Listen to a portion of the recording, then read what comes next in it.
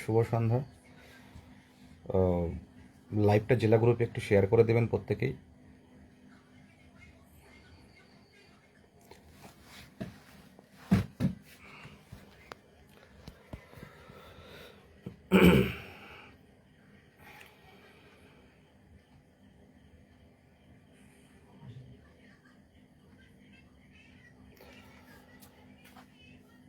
জেলা গ্রুপে লাইভটা শেয়ার করে দেবেন। বেশ কিছু গুরুত্বপূর্ণ কথা প্রত্যেকেরই জানা উচিত। সময়টা হয়তো প্রত্যেকেরই খারাপ যাচ্ছে। প্রত্যেকেই মানে একটা অন্যরকম একটা প্রতিকূলতার সাথে লড়াই করছি আমরা, প্রত্যেকের নিজের জায়গা থেকে। আগে যে রেসপন্সটা পাওয়া যেত প্রত্যেকটা গ্রুপ থেকে, সেই রেসপন্সটা কিন্তু এখন নেই বললেই চলে। বেশ কিছু জেলার ইন্টারভিউ হয়েছে। বড় বড় জেলাগুলো এখনও, আমার সাউন্ড কি পরিষ্কার পাচ্ছেন? বড় বড় জেলার ইন্টারভিউ এখনও বাকি আছে। বড় জেলার ইন্টারভিউ এখনও ধরাই হয়নি।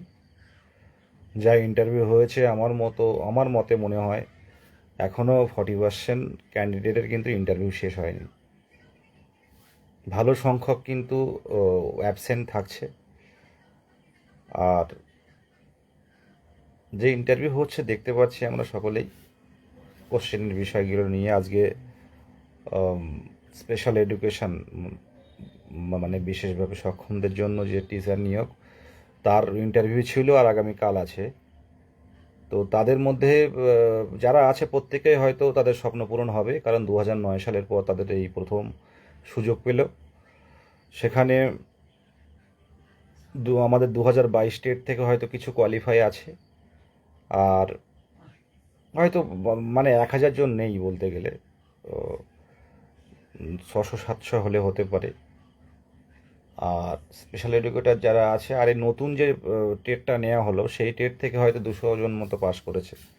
তো এটা মিলিয়ে প্রায় 1000-এর কাছাকাছি কোয়ালিফাই আছে, 1000-এর নিচে।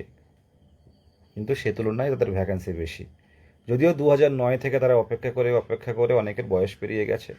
এই প্রথম আরসিআই থেকে তারা যারা মানে স্পেশাল এডুকেশনের উপর যারা ডিএলএড বিএড করেছিল, তাদের নিয়োগটা কিন্তু, হ্যাঁ থ্যাংক ইউ, শুনতে পাচ্ছেন এখন, তো তারা বেরিয়ে যাবে, প্রত্যেকেই জব পাবে। তাদের মনে হচ্ছে তাদের নিয়োগটা হয়তো আগে হয়ে যাবে। তো আমাদের নিয়োগটাই নিয়ে গড়িমসি হচ্ছে। আমাদের নিয়োগটাই নিয়েই মানে কি পরিকল্পনা আছে সেটা মানে পরিষ্কার না হলেও কিছুটা বুঝতে পারছি। তো সামনের দিনে কি হবে সেটা দেখার। তার মধ্যেও মানে প্রত্যেকেই নিজের নিজের জায়গায়, প্রত্যেক ক্যান্ডিডেট কেউই ভালো নেই। মানসিক অস্থিরতা প্রত্যেকেরই, যাদের ইন্টারভিউ হয়ে গেছে তাদেরও একই রকম অবস্থা, যাদের হয়নি তাদের তো আরও বাজে পরিস্থিতি। কেউ ইন্টারভিউ দিয়ে এসে জানা কোশ্চেন ভুল করে এসে তারা চিন্তা ভাবনা করছে। বেসিক্যালি যেটা দেখা গেল যে আপনার যে দুর্বলতার জায়গাটা, সেখানটা থেকেই কোশ্চেন ধরা হচ্ছে। যতক্ষণ না আপনি পারছেন না ততক্ষণ পর্যন্ত ছাড়া হচ্ছে না, এমন একটা ব্যাপার। তো সবার ক্ষেত্রে সবার জানা না যে ম্যাথের স্টুডেন্ট বা সায়েন্সের স্টুডেন্ট সে ইতিহাস কি জানবে, সে ভূগোল কতটা জানতে পারে। আর যে মানে আর্টসের স্টুডেন্ট যারা বাংলা অনার্স কিংবা আদার্স, জিওগ্রাফি বা এইসব সাবজেক্ট, ইতিহাস, এগুলো নিয়ে যারা পড়াশোনা করেছে, তাদের যদি সায়েন্সের ব্যাকআপ মানে সায়েন্স থেকে কোশ্চেন ধরা হয়, আয়তক্ষেত্র বর্গক্ষেত্র থেকে শুরু করে ডিপলি কোশ্চেন যদি ধরা হয়, সেক্ষেত্রে আপনি কতটা উত্তর দিতে পারেন? বেসিক কোশ্চেনগুলো হয়তো পারবেন, কিন্তু বাকিটা তো সেই জায়গায় দাঁড়িয়ে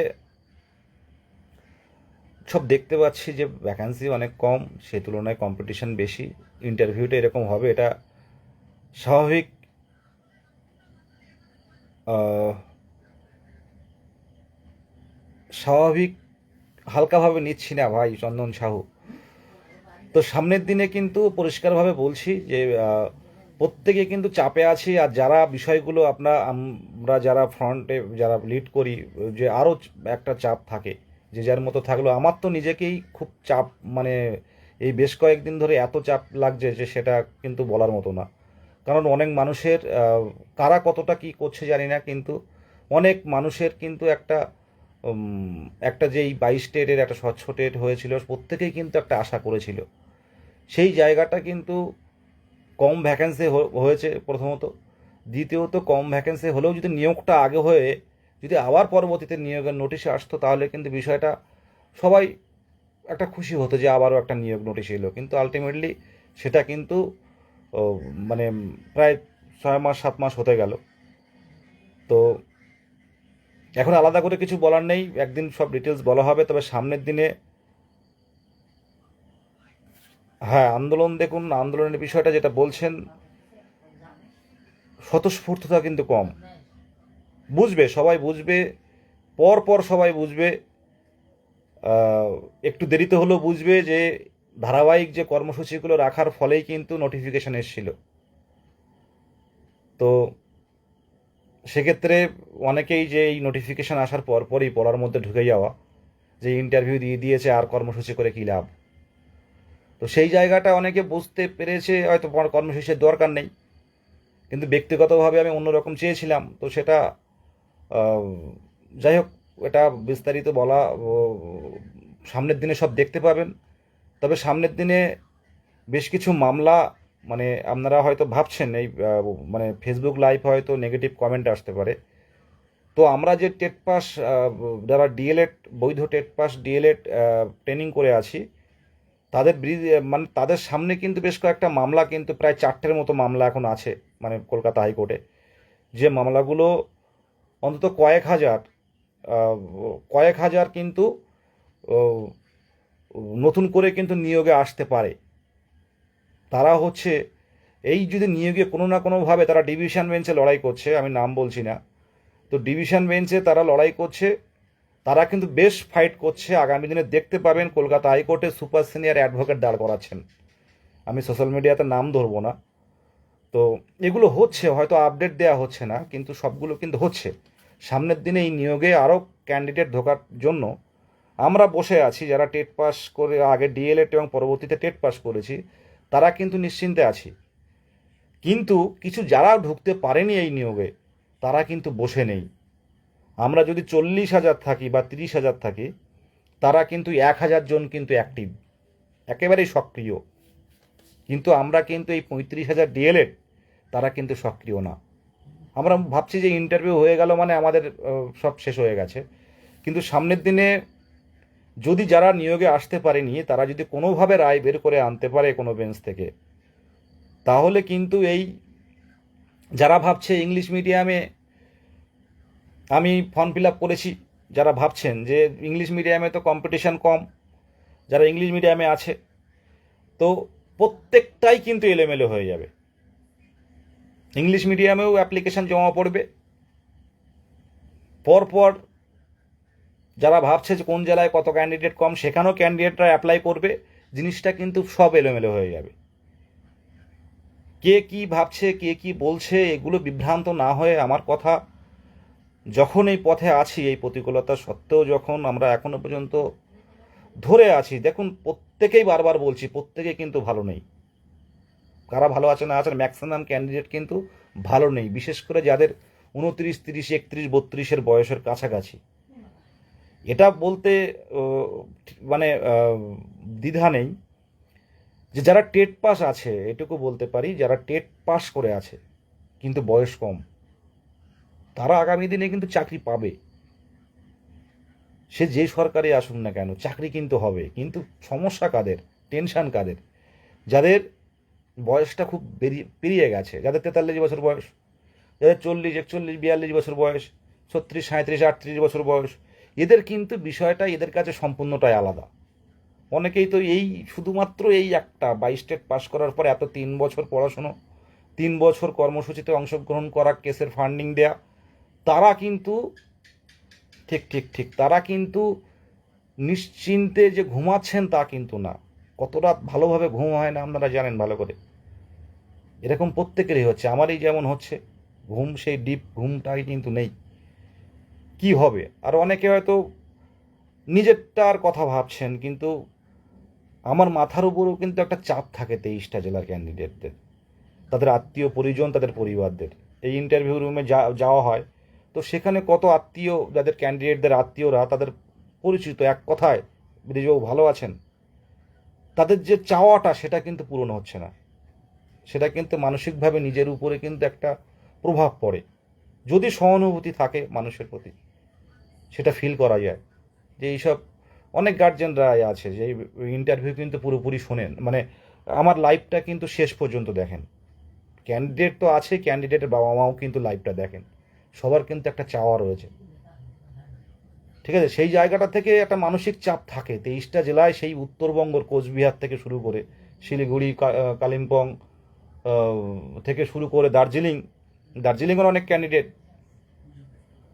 সেখান থেকে একেবারে শেষ পুরো মানে দক্ষিণ 24 পরগনা, জঙ্গলমহল থেকে শুরু করে প্রত্যেকটা জেলার যারা টেট পাস আছে, এটুকু বলতে পারি এই নামটা জানে, বা এই ঐক্যমঞ্চের এই দীর্ঘ 3 বছরের লড়াইটা কিন্তু প্রত্যেকেই জানেন। তো সেই জায়গায় প্রত্যেকের কিন্তু একটা দাবি থাকে, যেটা আমি বলছিলাম, যে যারা পরবর্তীতে যারা মানে মানে ডিএলএড ট্রেনিং দিয়েছেন, তারা কিন্তু চাইবে এর মধ্যে ঢোকার। এটা গেল কলকাতা হাইকোর্ট, এর মধ্যে ঢুকলে নতুন করে আবার ফর্ম ফিল আপ হবে। আর সামনের দিনে সবচেয়ে বড় যেটা কাটা, এই 3 বছর কিন্তু আমরা 3 বছর কিন্তু অ্যাডভোকেট দিয়ে এসছি, গত 3 বছর, 2.5 থেকে 3 বছর। 2014 সালের 6 প্রশ্নভুল মামলা, এটা কি হবে আগামী দিনে জানি না আমরা। এটা হলে প্রায় 1 লক্ষ পাশা হবে। যেটা শুনতে পাচ্ছি যে এই মামলা কিন্তু শেষের পথে চলে এসছে। আমি বিস্তারিত ফেসবুকে বলবো না, শুধু এটুকু বলতে পারি যে প্রত্যেকেই যারা এই এতদিনে যারা ফান্ডিং করেছেন, আমার রিকোয়েস্ট, এই সোশ্যাল মিডিয়াতে অনেক কমেন্ট হবে, আমি নেগেটিভ কমেন্ট পাবেন, কারণ এখানে যারা মানে এই লাইভ যারা দেখছেন, অনেকে টেট পাস নয়, অনেকে ম্যাট 1594 প্রশ্নভুল মামলার সাথে যুক্ত, অনেকে 2017 প্রশ্নভুল মামলার সাথে যুক্ত, অনেকে 2022 প্রশ্নভুল মামলার সাথে যুক্ত আছে, 2 নম্বর পেয়ে কেউ কোয়ালিফাই করবে। তো এই মামলাগুলো যারা কে খারাপ বললো, গ্রুপ তৈরি করলো, এখন তো যেহেতু দীর্ঘদিন নিয়োগটা হয়নি, এখন কিন্তু ছোট্ট ছোট্ট গ্রুপ কিন্তু চারিদিকে ভর্তি হয়ে গেছে। প্রত্যেকটা জায়গায় কিন্তু একটা করে গ্রুপ আমি দেখেছি, বা অনেকের ফোন, অনেকেই বলে এসসিদের আলাদা গ্রুপ হয়েছে, ওবিসিদের আলাদা গ্রুপ হয়েছে, মানে এইরকম একটা গ্রুপ চলছে। কিন্তু যে মূল যে কেসগুলো কিন্তু সবাই এর ভাবনা থেকে কিন্তু হারিয়ে গেছে। সবাই ভাবছে যে ইন্টারভিউ হয়ে গেছে, আমি কি করব। এসসিদের আলাদা গ্রুপ, ওবিসিদের আলাদা গ্রুপ, জেনারেলদের আলাদা গ্রুপ, ওবিসি এদের আলাদা গ্রুপ, ওবিসির বিদের আলাদা গ্রুপ, 21-23 আলাদা গ্রুপ, 18-20 আলাদা গ্রুপ, এদিকে 23-25 আলাদা, 23-25 কথা বাদ দিন, আলাদা গ্রুপ, বা আদার্স এনআইএস 23-25 সব আলাদা আলাদা ছোট্ট ছোট্ট গ্রুপ খুলে কিন্তু সেখানে তারা তাদের মতো কথা বলছে। কিন্তু মূল যে কেসগুলো, মূল যে কেসগুলো, সেগুলো হয়তো আপডেট দেওয়া হয় না, কিন্তু প্রত্যেকটা কেসে কিন্তু অ্যাডভোকেট দিতে হচ্ছে। এখানে পুরো 22 স্টেটের হয়ে, পুরো 2022 সালের টেট উত্তীর্ণদের হয়ে আমরা তো ছেড়ে দিতে পারি যে না, দরকার নেই, ঠিক দরকার নেই, এগুলো আমরা লড়াই করব না। তবুও কিন্তু শেষ পর্যন্ত দেখছি এই 2022 প্রশ্নভুল, আপনারা জানেন, সবাই বলেছিল নাম্বার বাড়বে, উত্তাল হয়ে গেছিল সোশ্যাল মিডিয়া। যারা নিজের বন্ধুবান্ধব, তারাও কিন্তু ঐক্যমঞ্চের নামে বা আমাদের নামে বলতে দ্বিধা বোধ করেনি, কমেন্ট করে করে। কিন্তু একভাবে দাঁতে দাঁত চেপে কিন্তু একভাবেই তাকিয়েছিলাম, শেষ পর্যন্ত কিন্তু কোনো নাম্বার কিন্তু বাড়েনি। দিতে পারলে, এনে দিতে পারলে সবাই কিন্তু আনন্দ করবে, উল্লাস করবে, বাহবা দেবে। কিন্তু যখন অসময়ে, যখন কিছু আসছে না বা কিছু করা যাচ্ছে না, তখন সবাই কিন্তু বিভ্রান্তের মতো চারিদিকে কিন্তু কন্ট্রোভার্সির পরিবেশ তৈরি করবে। তো 3 বছর একভাবে তো তৈরি করে আনা হলো, যার ফলে নোটিফিকেশানটা এলো। শেষের দিকে দেখা গেল নোটিফিকেশান আসার পর যে সমস্যাটা, যেটা সবাই প্ল্যানফুল, যেটা বুঝলো যারা নোটিফিকেশান দিল, যে নোটিফিকেশান কিছু ভ্যাকান্সি দিয়ে দেওয়া হোক, তাহলে এদের সঙ্গবদ্ধতা ভেঙে যাবে, আর কর্মসূচি করবে না। তো সেটাই বাস্তবায়িত হলো, কেউ আর কর্মসূচিতে এলো না। তারপর ইন্টারভিউ চলছে, কেউ আর গেল না। কিন্তু আমি ব্যক্তিগতভাবে প্রথম থেকে শেষ পর্যন্ত আমি ন্যায্য অধিকারের দাবিতে রাজপথে নেমেছি, জানি না সামনের দিনে চাকরি হবে কি হবে না, কিন্তু এই হাজার হাজার চাকরি প্রার্থীদের, এই যে 23টা জেলার ক্যান্ডিডেটদের, তাদের সংঘবদ্ধ করে 5 জন 10 জন থেকে শুরু করে আমরা বেশ কয়েকজন করেছি, কিন্তু শেষ পর্যন্ত বলছে এই ন্যায্য অধিকারের দাবিতে শেষ পর্যন্ত আছে। চাকরি হবে কি হবে না জানি না। এই মুহূর্তে তো যা পরিস্থিতি, যা ভ্যাকান্সি, আমাদের যে একাডেমিক, কি হবে কিছু বলার নেই। আমার যে একাডেমি কি হবে কিছু বলতে পারছি না। অনেকে সোশ্যাল মিডিয়াতে কন্ট্রোভার্সি তৈরি করবে, কিন্তু নিজের ভিতরে যে কি হচ্ছে সেটা আমি নিজেই জানি। এই যে সারাটা দিন এই 24 ঘন্টা কিভাবে কাটে সেটা আমি নিজে ফিল করি, বাইরে থেকে আপনারা এগুলো ফিল করতে পারবেন না।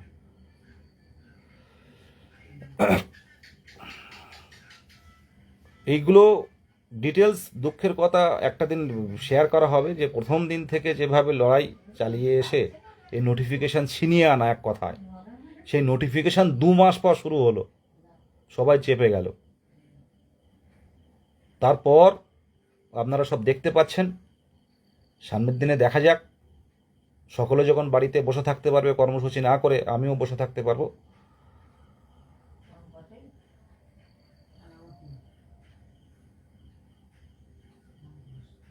যাদের ইন্টারভিউ হয়ে গেছে তারা ভাবছেন যে আমাদের তো আর ইন্টারভিউ হয়ে গেছে, আর কি হবে। আমি বারবার করে বলছি যে ফান্ডিং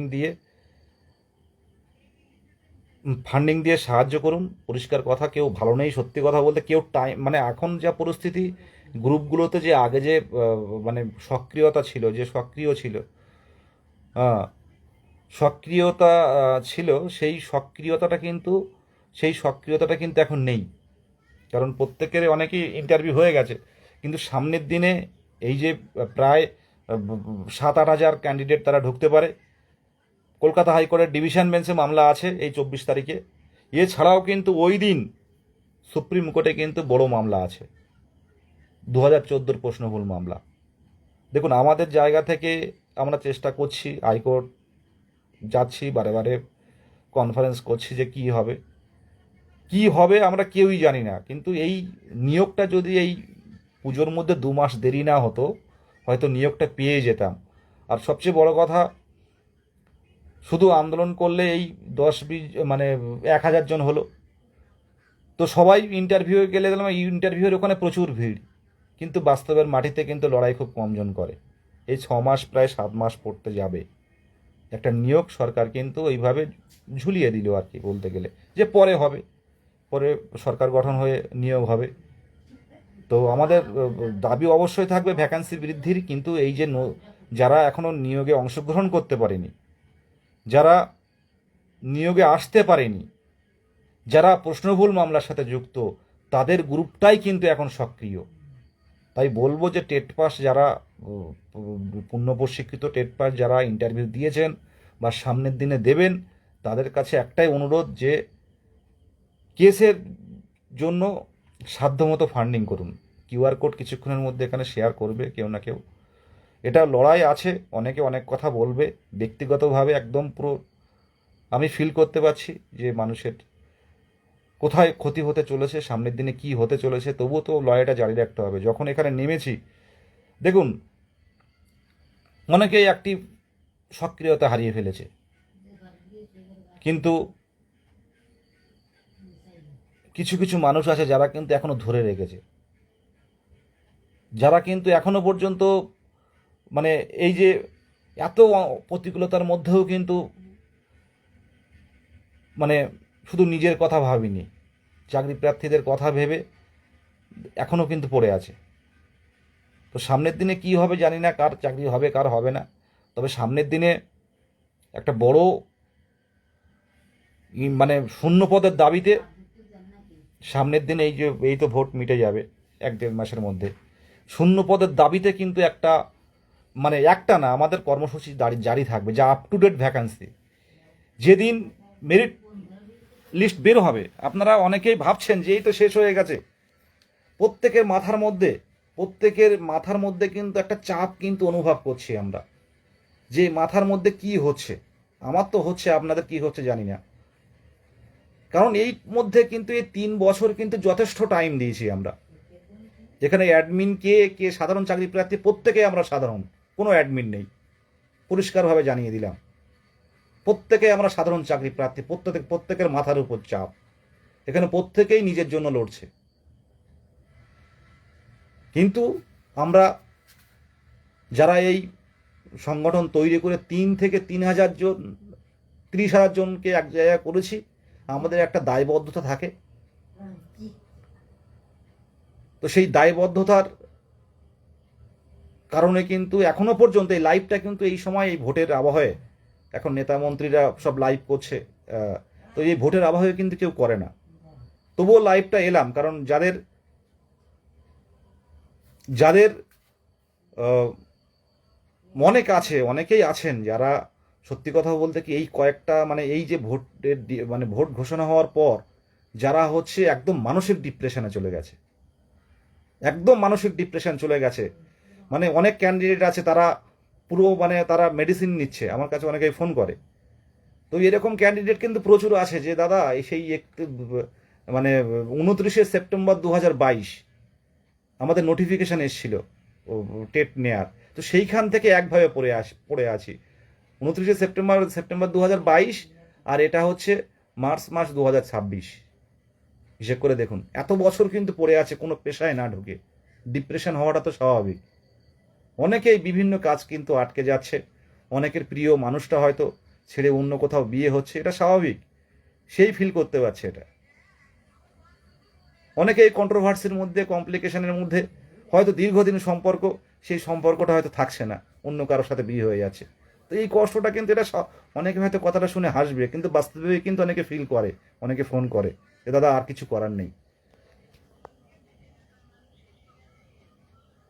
দেখুন, আমি কিন্তু এখানে এনওএসদের নিয়ে কিন্তু কোনো কথা বলিনি, কিন্তু তারা কিন্তু নেগেটিভ কমেন্ট করা শুরু করেছে। আমি কিন্তু কারোর কোনো বাক্য কিন্তু খরচ করিনি। আমি এনআইএস কি 23-25 কি কারোর বিরুদ্ধে কিন্তু কিছু বলিনি। তারপরও কেন জানি না আমি সামনে থেকে কথা বলি বলে কি আমাকে সব অ্যাটাক করবে, এটা ভুল ধারণা। প্রত্যেকেরই দীর্ঘদিন পর নিয়োগ হচ্ছে, প্রত্যেকেরই সমবেদনা আছে।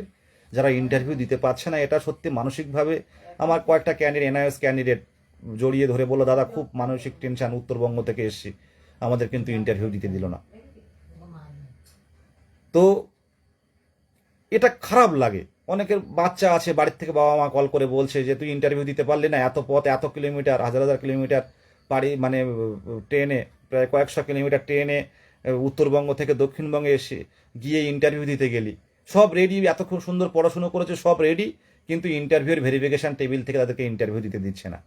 একটা তার সে কষ্ট তো একটা থাকবে, একটা চাপ তো থাকবে, তার প্রতি অবশ্যই সহানুভূতিশীল তাদের প্রতি আছে।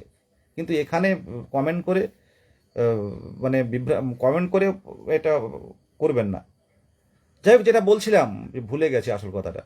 মাঝে মাঝে কেউ একজন আসে, হয়তো কেউ ইন্টারভিউ দিতে পারলো না, সে রাগের বশবর্তী হয়ে অভিমানের কষ্টে সে হয়তো কয়েকটা বাজে কমেন্ট করে দেয়। এটা স্বাভাবিক, এটা মানুষের, এটা কি করবে, এতদিন পর নিয়োগ হচ্ছে, এগুলো তো নিয়োগ পর পর দিলে তো কোনো সমস্যাই ছিল না। এতদিন পর নিয়োগ, এই প্রায় 22-এর টেট নিয়োগ হচ্ছে, এখন কতদিন হবে তার কোনো গ্যারান্টি নেই।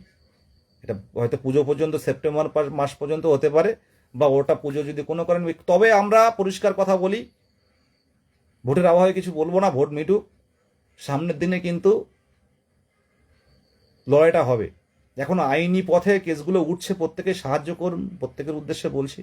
অনেকের অনেক কিছু আটকে গেছে, যেটা বলছিলাম ভুলে গেছি, যে প্রিয় মানুষটা মনে করুন 3-4 বছর কাউকে কথা দিয়ে রেখেছে তাকে বিয়ে করবে বা এইসব জাতীয়, তো শেষ পর্যায়ে দেখা যাচ্ছে অন্য কারোর সাথে বিয়ে হয়ে যাচ্ছে, তার এই চাকরিটার জন্য করতে পারছে না। হয়তো কেউ লোন করে ডিএলএডটা করেছে, লোনটা আর পরিশোধ করতে পারেনি, টিউশনে পড়িয়ে মাসে মাসে অল্প অল্প করে দিচ্ছে লোনের টাকাটা। সে হয়তো ভাবছে এর দ্বারাই যদি এই এই নিয়োগে যদি হলো ভালো, না হলে অন্য কোনো পথ নিতে হবে, পাশাপাশি পড়াশোনাটাও চালিয়ে যেতে হবে, কিন্তু এটাও তো ক্লিয়ার হচ্ছে না। এখানে আপনার আমার, যদি আপনি আমি সক্রিয় হতাম, অনেক কিছু হয়তো হতে পারত। কিন্তু আমরা সবাই ম্যাক্সিমামটাই দেখায় বিশ্বাসী। এই লাইভ টাচ করছি, দেখবেন মানসিকভাবে অনেকটাই, যারা অনেক কষ্টে আছেন অনেকটাই কিন্তু জোর পাবেন। অনেক ক্যান্ডিডেট আছে দেখেছি 2022 সালে পরীক্ষা দিল, 2023-এ কোয়ালিফাই করলো, করার পর তারা সাথে সাথে কিন্তু দেখতে পাচ্ছে কবে নিয়োগ হবে কি হবে কয়েক মাস দেখে কিন্তু বিয়ে করে নিয়েছে। আমি আজ একজনের সাথে কথা বলছিলাম, একটা বন্ধুর সাথে, তো অটোমেটিক্যালি তার বাচ্চাও হয়েছে। আমি বাহ, খুব ভালো কথা। কিন্তু আমরা যারা একটা কিছু হওয়ার পর শুরু করবো সব কিছু যারা ভাবছি, তাদের মতো বাজে পরিস্থিতি কারণ নেই। অনেকেই প্রচুর বাই স্টেট ক্যান্ডিডেট কিন্তু মাঝে মাঝে বিয়ে করে নিয়েছে, নিয়েও তারা চাপে, নিয়েও তারা টেনশানে বারে বারে করে কবে হবে দাদা, কবে শেষ হবে, আবার নতুন নিয়োগ কবে হবে। এর মধ্যে যারা আবার নতুন টেট দেবে তারাও চিন্তা করছে যে কবে টেট হবে দাদা। অনেকেই মেসেজ ফোন করে। অনেক ক্যান্ডিডেট আছে যারা স্পেশাল এডুকেটর, হয়তো 2 নম্বরের জন্য 22-এ পাশ করতে পারেনি।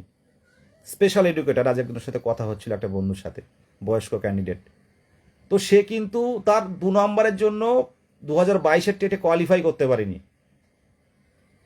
সে স্পেশাল আরসিআই থেকে তার ট্রেনিং নেয়া, তো সে কোয়ালিফাই করলে কিন্তু তার চাকরিটা হয়ে যেত এবারে। আবার অনেক ক্যান্ডিডেট আছে 2017 টেট, তখন কেউ জানতো না যে টেট আর নিয়োগটা সম্পূর্ণ আলাদা। অনেকে মানে এসসি ক্যান্ডিডেট, শিডিউল কাস্ট, শুনুন লাইভগুলো, অনেকে অভিজ্ঞতা হবে। এসসি শিডিউল কাস্ট তারা কি করলো, টেটে জেনারেল হিসাবে তারা টেটে অ্যাপ্লিকেশন করলো। কেন? এক সময় মানিক পর্ষদ সভাপতি মানিক ভট্টাচার্য এক সময় কি করেছিল, যে যারা জেনারেল তারা জেনারেলে থাকবে, যারা এসসি তারা এসসিতে থাকবে, যারা ওবিসি তারা ওবিসিতে থাকবে, নাম্বার বেশি হলেও অন্য জায়গায় যেতে পারবেন না।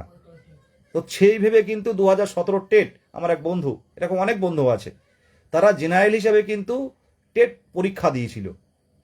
অনেকে 87 পেয়েছে, অনেকে 89 পেয়েছে, কিন্তু কোয়ালিফাই হতে পারেনি। 90 না হলে কোয়ালিফাই হবে না। কিন্তু পরে জানতে পারলো যে টেট আর নিয়োগ সম্পূর্ণ আলাদা। কত ভুল অনেকে করেছে জানেন? 2017 টেট 89 পেয়েছে, শিডিউল কাস্ট জেনারেল কাস্ট হিসাবে ফর্ম ফিল আপ করেছে। তাদের কি ভাবে জানেন? তাদের তো টেনশন। ভাবুন, মানে যারা 2022-এর 17-14 টেট 22-এর নিয়োগ যেটা হয়েছে, সেখানে কত কম স্কোরে এসসিরা কিন্তু চাকরি পেয়েছে, অনেক কম স্কোরে, এ যাবৎকালে সেরা। তো তারা তো ডিপ্রেশনে, তারা তো টেনশন থাকবে। তাই প্রত্যেকের উদ্দেশ্যে বলছি, ভেঙে পড়বেন না। সময়টা খুবই খারাপ, কিন্তু এই 1-1.5 মাসের মধ্যে অনেক কিছু হয়তো আসতে পারে। কিন্তু আইনি পথে লড়াইটা চালিয়ে যেতে হবে, প্রত্যেকের উদ্দেশ্যে বলছি। নেগেটিভিটি থেকে বেরিয়ে আসুন, ফান্ডিং দিন। এই বিদেশগাজী আছে, লড়াইটা দেখুন শেষ পর্যন্ত করে যাচ্ছি। ঐক্য মঞ্চের ছত্রছায়া শেষ পর্যন্ত করে যাচ্ছি। কেউ হয়তো অ্যাক্টিভ নেই, সক্রিয় নেই, যে যার মতো চলছে। প্রত্যেক ক্যান্ডিডেট, যাদের ইন্টারভিউ হয়ে গেছে তারা ভাবছে ইন্টারভিউ হয়ে গেছে, আমি আর কেন এর মধ্যে ঢুকবো। কিন্তু প্রত্যেকেরই স্বার্থ জড়িয়ে। যদি পরে ট্রেনিং করা ক্যান্ডিডেট ঢোকে, যদি 2017-22-এর পোস্টভুল মামলা থেকে ঢোকে, সেক্ষেত্রে কিন্তু আবার ফর্ম ফিল আপ শুরু হবে। আপনারা দেখতে পাবেন, এই কথাটা বলছি, এই কথাটা রেকর্ডিং করে রাখুন। যদি পোস্টভুল মামলা থেকে রায় আসে, তাহলে আবার করে ফর্ম ফিল আপ হবে। এই লাইনটা লিখে রাখুন, আমার কথাটা লাইভে এটা করে রাখুন, আমার যেটুকু ধারণা। কারণ 2014 টেট, 2016 রিক্রুটমেন্ট, আমি এর আগেও লাইভে বলেছি যে 16 রিক্রুটমেন্টে কি হয়েছিল, যারা ট্রেনিং ছিল টেট পাস, প্রত্যেককেই কিন্তু চাকরি পেয়েছিল, তাদের কিন্তু প্রত্যেককেই দিয়েছিল, তারপর নন ট্রেনদের ডেকেছিল। কিন্তু কেউ 2 নম্বর 3 নম্বরের জন্য আরটিআই করে যখন জেনেছিল যে 2 নম্বর 3 নম্বরের জন্য 2014 টেট আমি কোয়ালিফাই করতে পারিনি, কিন্তু পরবর্তীতে 6 প্রশ্নভুল মামলায় কিন্তু অনেকে চাকরি করছে। তাহলে 6 প্রশ্নভুল নাম্বারে যদি নাম্বার দেওয়া হয় 6টা প্রশ্নের, কারা অ্যাটেম্প করলো বা অ্যাটেম্প করলো না, সেখানে তো কিছু কোয়ালিফাই ক্যান্ডিডেট বের হবে। যেটা ডিভিশন বেঞ্চের ওগুলো বলছে 1 লক্ষ, কিন্তু সেটা হয়তো কম হতে পারে, কিন্তু বেশি কম হবে না। তো সেই ক্যান্ডিডেটগুলো কি করবে? সেই ক্যান্ডিডেটগুলো কিন্তু ওই সুপ্রিম কোর্ট থেকে অর্ডার নিয়ে হাইকোর্টে ছুটবে, বা ওখান থেকে একটা অর্ডার বের করে নেবে যে 2016 রিক্রুটমেন্টে ট্রেনিং যারা ছিল প্রত্যেকেই চাকরি পেয়েছিল। তাহলে 16 আর 10 26, তাহলে এই 10 বছর আগে যদি আমাদের নিয়োগটা হতো, তাহলে হ্যাঁ 2014 এই 2016, মানে 2014 16 রিক্রুটমেন্ট, তো 16 রিক্রুটমেন্টে 48 হাজারের কাছাকাছি নিয়োগ হয়েছিল। তো 16 পথ এত 10 বছর যদি আমাদের এই 6 প্রশ্নগুলো নাম্বার দেওয়া হতো, তাহলে তো আমরা, হ্যাঁ, তাহলে তো আমরা সবাই চাকরি পেতাম। তো আমাদের আগে নিয়োগের ব্যবস্থা করতে হবে। তো এটা তৈরি হতে পারে। দেখুন, প্রত্যেকে নিজের নিজের জায়গা থেকে লড়তে হবে। যারা নতুন লাইভ দেখছেন, যারা এর আগে ফান্ডিং করেছেন, ফান্ডিং করুন, চেষ্টা তো করি। 200, 400, 500 টাকা এটা হয়তো অনেকের কাছে অনেক ব্যাপার, কিন্তু যাদের কাছে একটু সাহায্য করুন সাধ্য মতো। কেউ কিন্তু অ্যাক্টিভিটি, প্রত্যেকেরই অ্যাক্টিভিটি নেই, কেউ আর এতে সময় দিতেও চাইছে না। কিন্তু যেহেতু প্রথম থেকেই এই জায়গায় আছি, প্রথম থেকে এই জায়গায় পড়ে আছি, এটা ছেড়েও কিন্তু যেতে পারছি না। নিজেকে তাহলে মনে হবে যে স্বার্থপর মনে হবে। ঠিক আছে, অনেক চাপ সহ্য করে আছি, অনেক চাপ, অনেক চাপ, ভিতরে বাইরে অনেক চাপ সহ্য করে আছি। পরিবারের বাইরে 23টা জেলায় কন্ট্রোভার্সি তৈরি হবে, বললাম না, ছোট্ট ছোট্ট গ্রুপ খোলা আছে, প্রত্যেকেই গ্রুপ আলাদা আলাদা করে যা নয় তাই নিয়ে চারিদিকে ছড়াচ্ছে। কিন্তু বাস্তবে কি দেখতে পাবেন, শেষ পর্যন্ত নতুন সরকার গঠন হোক, যে সরকার আসবে, যেই দলেরই সরকার আসুক, দাবি কিন্তু থাকবে, একটা অন্যরকম দাবি থাকবে। সেটা আমি এখন শেয়ার করছি না, আপাতত শেয়ার করছি না। প্রত্যেক ক্যান্ডিডেটরা যেহেতু 3 বছর অপেক্ষা করে আছেন, আমরা ভোটের আগে কোনো কিছু করিনি, এই নিয়োগ হওয়ার পর থেকে সেভাবে কোনোভাবে কিছু করা হয়নি। কিন্তু প্রত্যেক ক্যান্ডিডেট যদি রাজপথে, প্রত্যেক ক্যান্ডিডেট যদি নিজের অধিকারের দাবিতে যদি দাবি রাখতে পারেন, আজকে দেখুন ভোটের বাজারে দেখুন, প্রত্যেকেই নেতা মন্ত্রীরা কিন্তু আপনার বাড়ি গিয়ে কিন্তু ভোট চাইছে। আমরা শূন্য পদ চাইব, আমরা শূন্য পদ চাইব, এটা কিন্তু প্রত্যেকে মাথায় রাখবেন। আর বাড়িতে বলে রাখবেন যে আমি মেয়ে হয়েছি বলে আমি রাজপথে নামবো না। অনেকে লাইভ দেখছে, আমি দেখতে পাচ্ছি, তো তারাও কিন্তু এই রাজপথে নেমেছে, অনেকেই নামেনি তারা, কিন্তু সবাই স্বীকার করে যে কর্মসূচির কারণেই নোটিফিকেশান। কিন্তু এই সামনের দিনে কিন্তু ভ্যাকান্সি, কিন্তু আপ টু ডেট ভ্যাকান্সি চাই, যে কথাটা আমি বলছিলাম। আপ টু ডেট কথার মিনিং হচ্ছে, মনে করুন আজকের ডেটে প্যানেল প্রকাশ হচ্ছে, তো আজকের ডেটে কিন্তু যে যতটা শূন্যপদ আছে, সেই শূন্যপদ কিন্তু দিতে হবে। সেই লড়াইটা কিন্তু করতে হবে। যদি নর্মালি না হয়, যদি রাজপথে না হয়, তাহলে আইনি পথে লড়াই করতে হবে। আপনারা শুধু ফেসবুক লাইভ দেখে এটা এড়িয়ে যাবেন না। প্রত্যেকের উদ্দেশ্যে বলছি, ফান্ডিং দিয়ে অন্তত লড়াইয়ের পথটা, অন্তত অ্যাডভোকেট দেওয়ার জায়গাটা তৈরি করুন। প্রত্যেকের উদ্দেশ্যে এই বার্তাটাই দেওয়ার জন্য লাইভ। হয়তো আমি অন্যান্য কাজ রয়েছে, হয়তো সেই সব কাজ করতাম, কিন্তু এগুলো কেন বলছি, লাইভটা দেখুন যারা এর আগে দেখেননি। সামনের দিনে যে কোনো সময় পরিস্থিতি পরিবর্তন হতে পারে, ভেঙে পড়বেন না। একটাই কথা বলি, এই নির্বাচনের পর নতুন সরকার গঠন হবে, সে যে দলেরই হোক না কেন, সেই সরকারের কাছে কিন্তু একটা ভয়ঙ্কর দাবি থাকবে, আমাদের ভয়ঙ্কর না, বাস্তব দাবি থাকবে, একটা ন্যায্য অধিকারের দাবি থাকবে। সেই দাবিটা হচ্ছে ভ্যাকান্সি। আর কিভাবে থাকবে, কেমনভাবে যেতে বলতে হবে, সে জায়গাগুলো কিন্তু আমাদেরকে নিজেদেরকেই কিন্তু তৈরি করতে হবে। আর কেন আমি এই লাইভ করি, কেন এতদিন পর্যন্ত এই 10 জন থেকে শুরু করা, সেখান থেকে 10 জন বিকাশ ভবন, এপিসি ভবনের সামনে আন্দোলন, সেখান থেকে 10,000 জনকে এক জায়গায় করা, এগুলো অনেক পরিশ্রমের ফল। ম্যাক্সিমাম জন প্রত্যেকে চাকরি পেয়ে গেলে এর থেকে আনন্দের কিছু হবে না। যে কথাটা আমি বলছিলাম, ভুলে গেছি, যে আপ টু ডেট ভ্যাকান্সি, এই আপ টু ডেট কথাটা, এই up to date vacancy, primary যে ভ্যাকান্সি রয়েছে, বিহারের যে নিয়োগগুলো, সেগুলো তুলে ধরা হবে।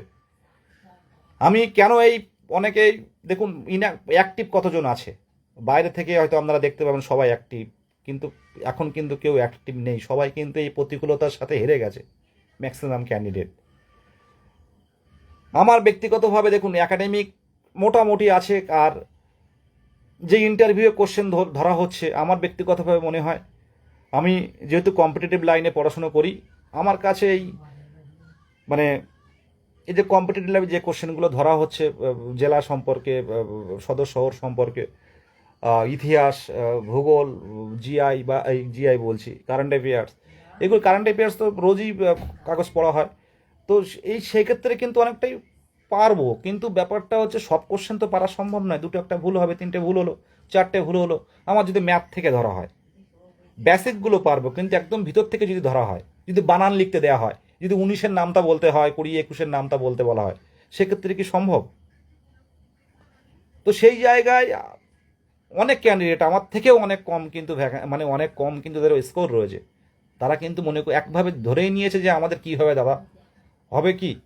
কিন্তু এটুকু বলবো যে জেগে থাকুন, জেগে থাকুন, টেট পাসদের ভবিষ্যৎ সামনের দিনে ভালো হবে।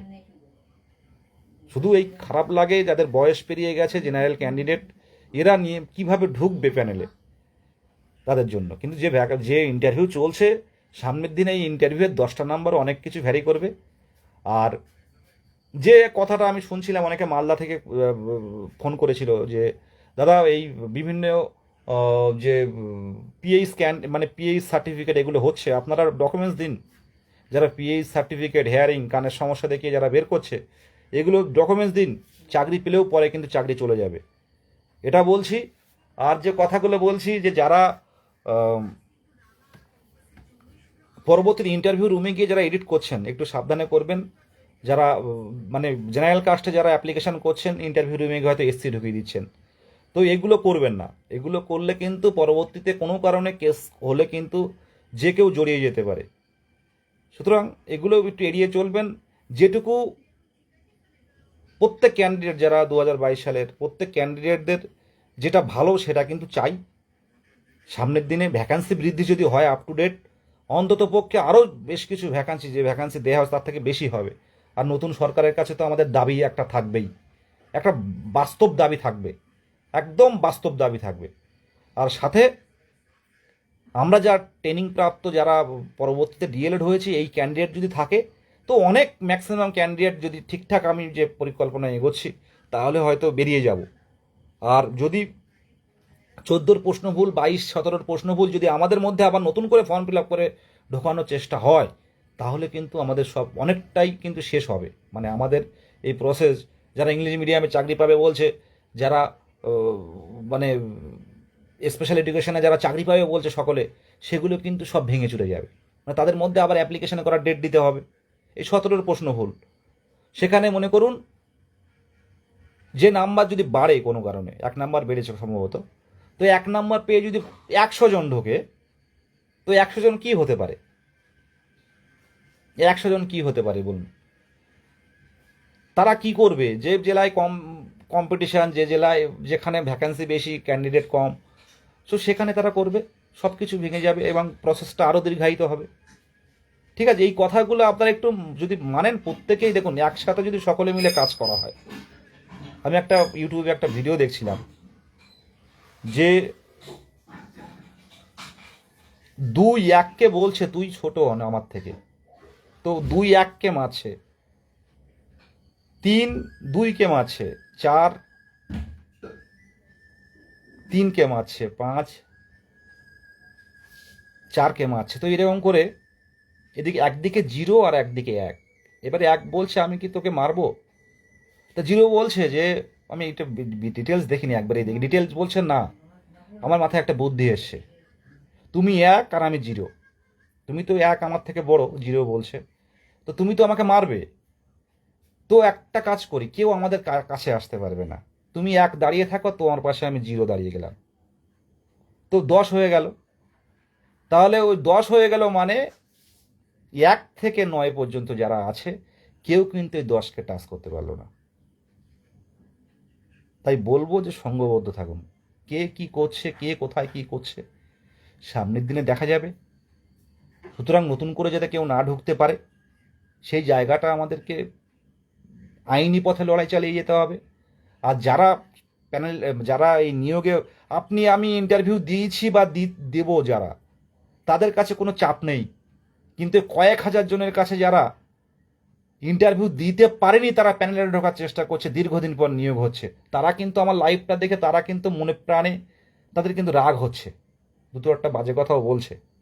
লাইভ তো দেখছি, আমি দেখতে পাচ্ছি অনেক যারা নিয়োগে আসতে পারেনি। কিন্তু ভাই, আমি তোমাদের উদ্দেশ্যে বলবো, প্রত্যেকে আইনি পথে লড়াইটা করি, তুমিও করো আমিও করি, ব্যক্তিগত কোনো আক্রমণ নয়। তো সেই জায়গায় তারা কিন্তু সংঘবদ্ধ। আগামী দিনে দেখতে পাবেন তারা সুপার সিনিয়র অ্যাডভোকেট দেবে নিয়োগে অংশগ্রহণ করার জন্য। সেই জায়গাটা কিন্তু আমাদেরকে ফেস করতে হবে। ফান্ডিং প্রয়োজন আছে সামনের দিনে, একদম up to date vacancy panel বের হওয়ার আগে পর্যন্ত কিন্তু লড়াইটা হবে।